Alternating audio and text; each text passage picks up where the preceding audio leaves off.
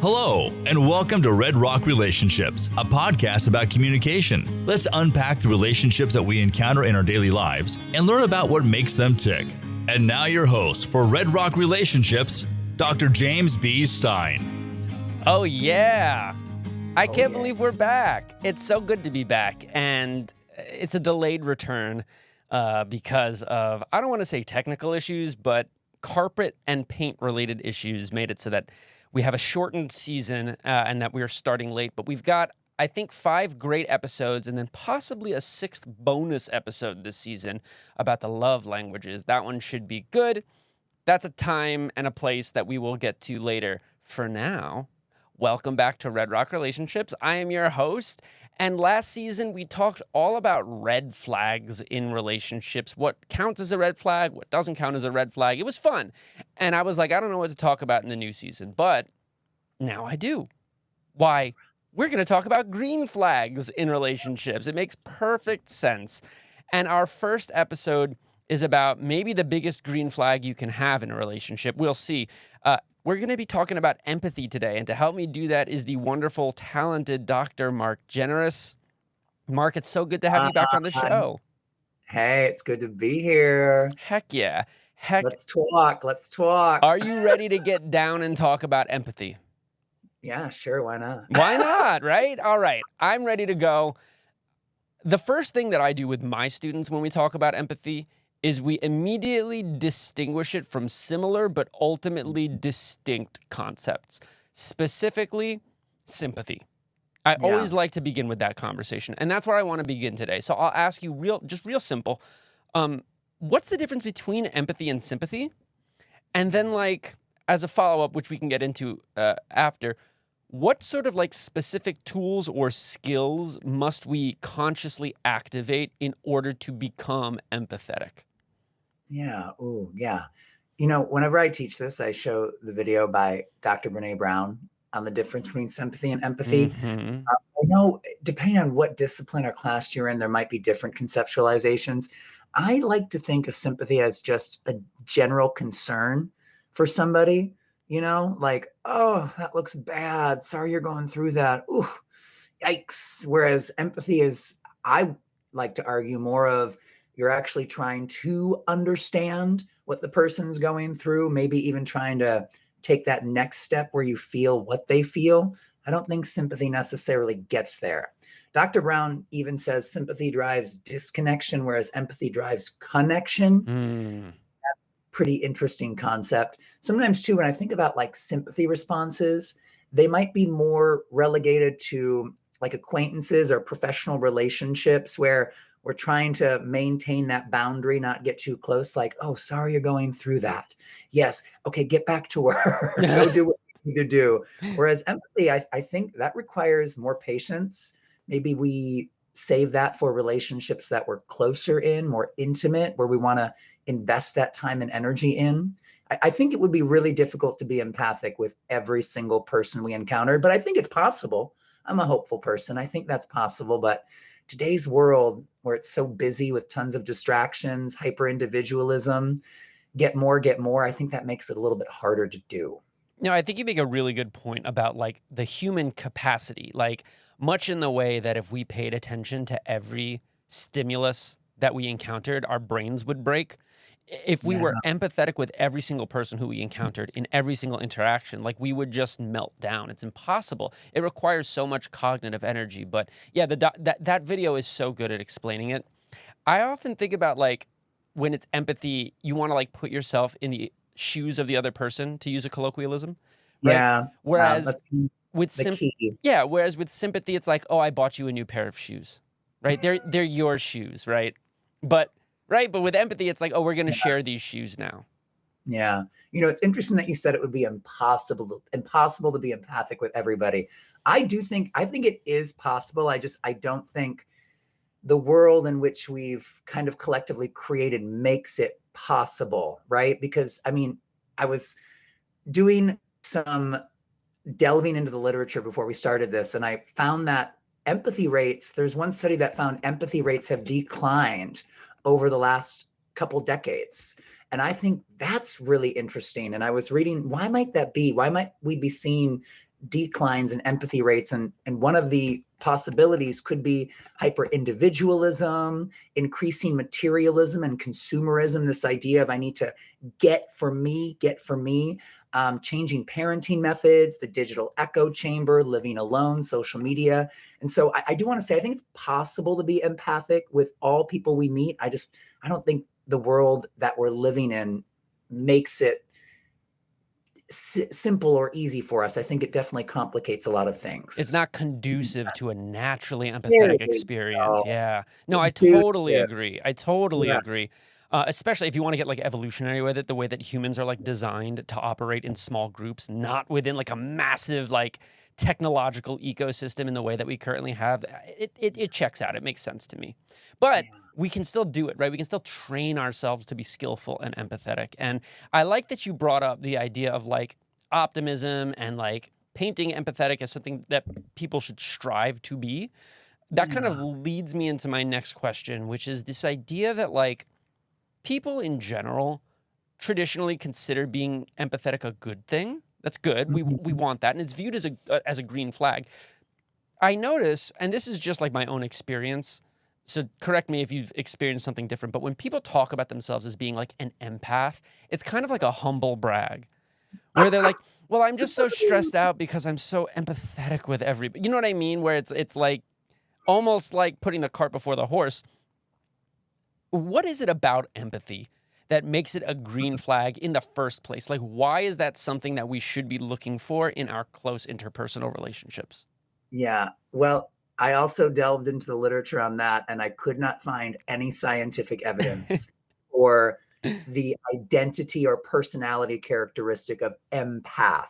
So it's that, from my understanding, I could be wrong. Correct me if I'm wrong. I'm open to hearing about different literature that maybe I wasn't able to find. The labeling of an empath doesn't really have any scientific backing. It seems to be a colloquialism. I Yes. think meant to bolster individuals' self-esteem. I mean, and two, how ironic is that? I mean, could this obsession with our identities be kind of turning into this sense where we just think about ourselves so much and how we label ourselves that we actually have difficulty connecting with others? I think it's important to think about our identity. I do believe in the adage, it's difficult to love somebody else if you can't love yourself. But I don't know, maybe we're getting a little bit too focused on our individualism, and maybe it's creating an impetus where it's more difficult to be empathic, and we start creating this discourse of, I'm so exhausted, I'm so empathic, I can't go on anymore, what is me? And it's like, let's zoom out and analyze why we're even engaging in that discourse to begin with. Yeah, no, I'm so glad. That's like literally the exact answer I was hoping you would give. If I could have incepted an answer, that would have been the one, because you're totally right. And humans are naturally designed to like categorize themselves and the world around them. That's fine. But this idea of like, oh, look at me, the great empath, right? Like it's like, you know what it reminds me of? It reminds me of male feminists. They'll say something like, well, I'm a male feminist.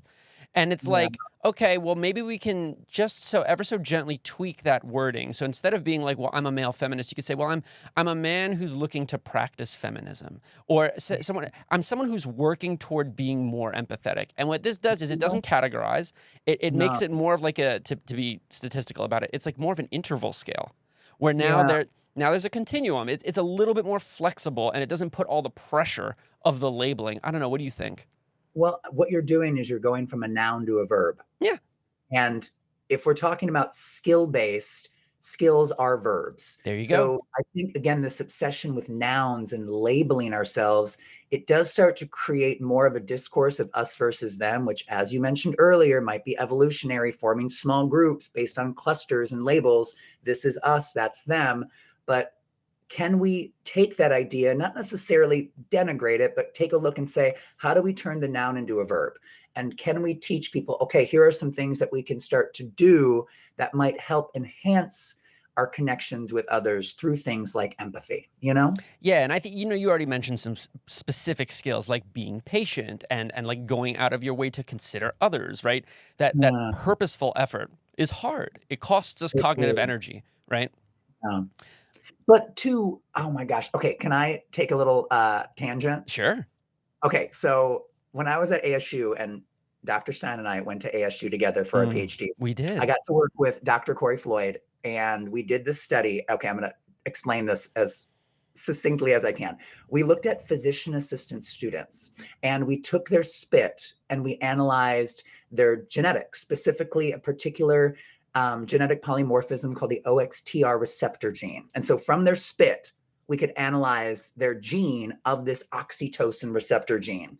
And we looked specifically at six, oh my gosh, what are they called? Single nucleotide polymorphisms. And essentially, this is wild. We found that gene, so the gene of this OXTR receptor gene, significantly impacted physician assistant students' ratings of empathy.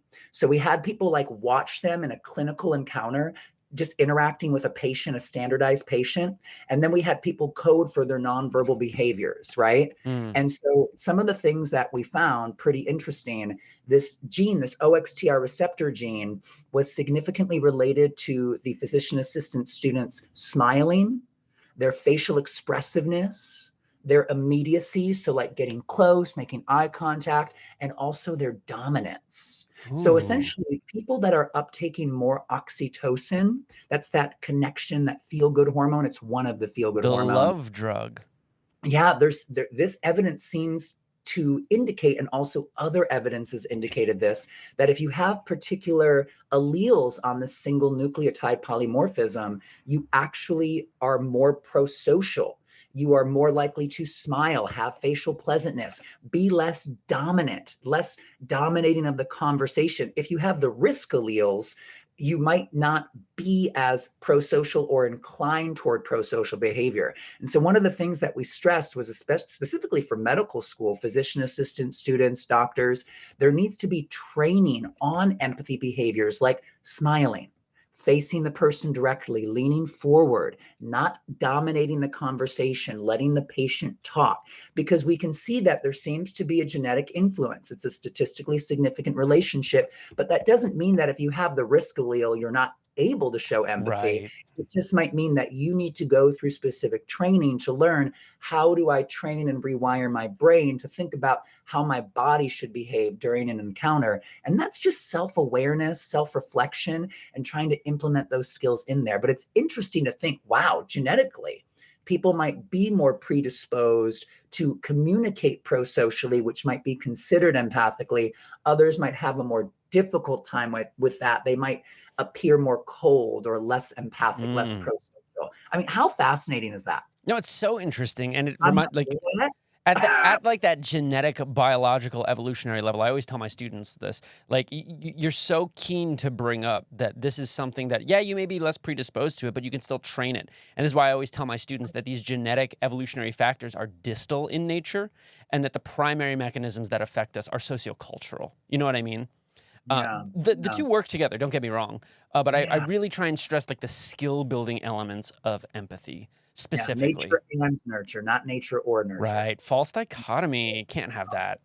We can't. Also, I think about like dialectics too. I feel like and I don't know if you teach this in your classes, relational dialectics theory. Of course. I mean, that theory, I know we start with like the basic dialectics of autonomy, connection, novelty, predictability, but then I start to think about other dialectics throughout our world, like nature and nurture. It's not an either or, it's kind of a both and. How are they both influencing us? Uncertainty and certainty. They're not an either or. We're always somewhat certain about something and then also a little uncertain.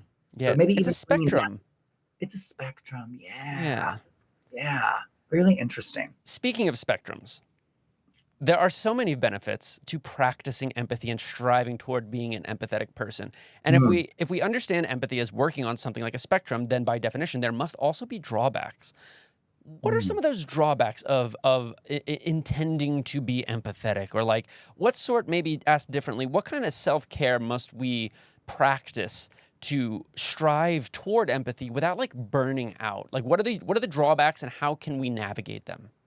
Yeah. Oh gosh, that's difficult. I don't want to give like advice or a prescription for every context, because I think it differs. I mean, for instance, if you're at work and you have a job that tends to be more emotionally laborious, for instance, like customer service, therapists, social workers, teachers, I mean, you're going to have to probably show empathy with the people you're working with, but I would imagine the amount of time provided, the amount of extension in terms of putting yourself in their shoes, you might need to put a boundary around that because that's your job. You're doing it 7 to 10 hours a day. It can be a little bit more taxing, Mm. but comparatively, when we look at our close relationships like family and friends, I mean, we might give more time, more energy, more work trying to understand those feelings because those are the people who are really close to us. We've invested a lot in those relationships.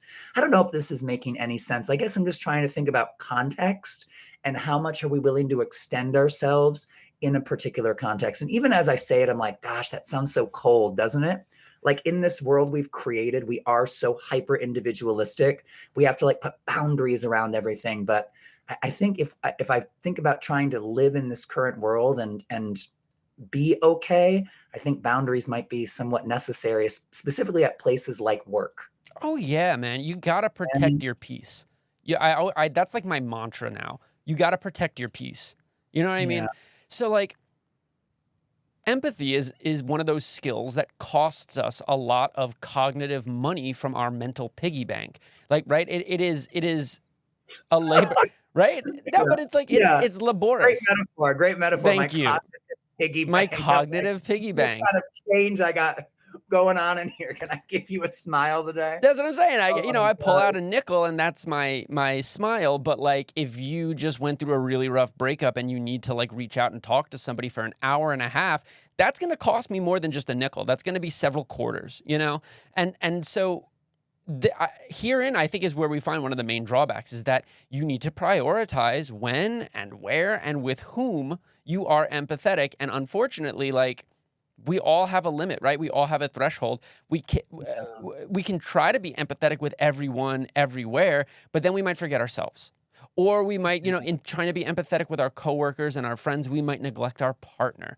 And so it's dangerous to be too empathetic from like a self-preservation perspective. You know what I mean?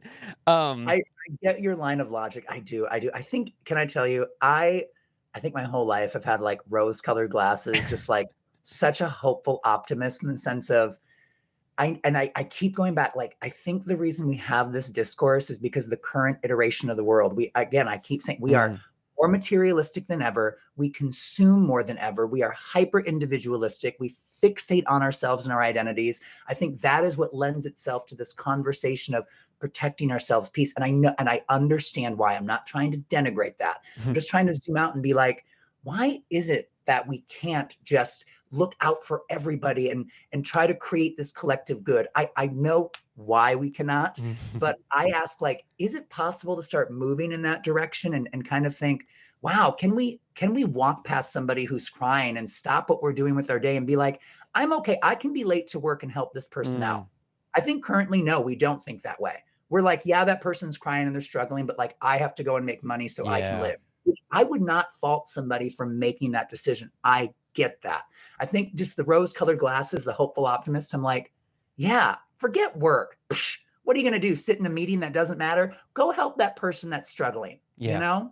Well, I don't know. I also Am I think being too ridiculous? no, I don't think you're being ridiculous at all. I just think that there's an important caveat there about privilege. Like, for example, myself, if I'm Mm, on yeah, the way to teach a class and I see somebody on the street crying, I have the power to be like, class can wait. Let me make sure this person's okay. Right. And then I yeah, show up to class 5-7 minutes late and I say, sorry, I'm late, everybody. There was somebody crying and they looked like they needed assistance. As yeah. opposed to, for example, somebody who's, unemployed and on their way to a job interview and they see the same thing. They're like, I have to get to this interview. I just have to get right. So like Yeah. that's my privilege, right? That's my ability. And so I think it falls, at least at this stage, on people with privilege who can exercise their Mm, power to lead by example and show intentional empathy, right? And demonstrate. I don't mean like doing that thing where you like film yourself giving a homeless person a sandwich. That's not what I mean. Okay, so you know what I call that? I call that charity porn. Yes, yes, I have Yeah. heard that And phrase it before. kind of Yeah. creates this, it creates, I don't have data, but my speculation is creates this idea when you watch it, you're like, me watching it has done all the good I need to do, so I don't actually need to go and do anything good. Mm. Yeah. No, I totally like this kind of like living vicariously through the virtue signaling of others. Yeah, yeah, Yeah. yeah. Well, we could go down that rabbit hole for sure, but you're Mm. bringing up something really profound, right? And I have the sense you're speaking of economic privilege in particular, in the sense of Mostly.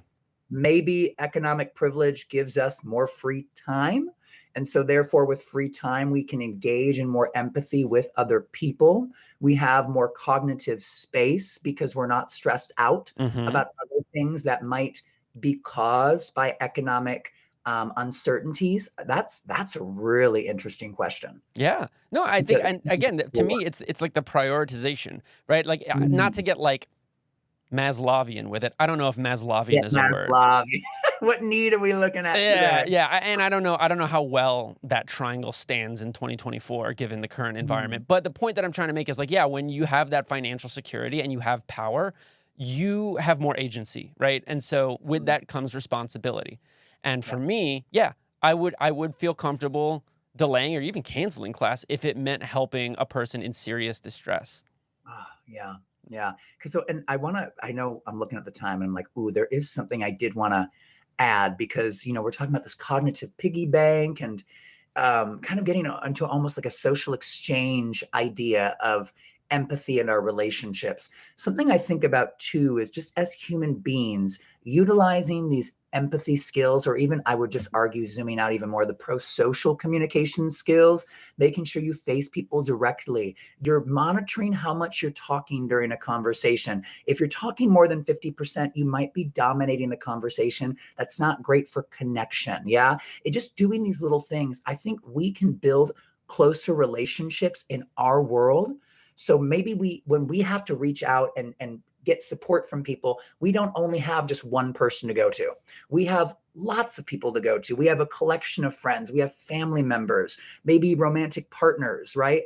And so I even think too about starting to fill our lives with close relationships that help support us, and then we give that support to others. It becomes this reciprocal Mm. exchange that again, maybe it helps fill up our piggy bank, metaphorically, so to speak, even more, because we know that we've created relationships and cultivated them in a way where we have support from others and we get to give support to others.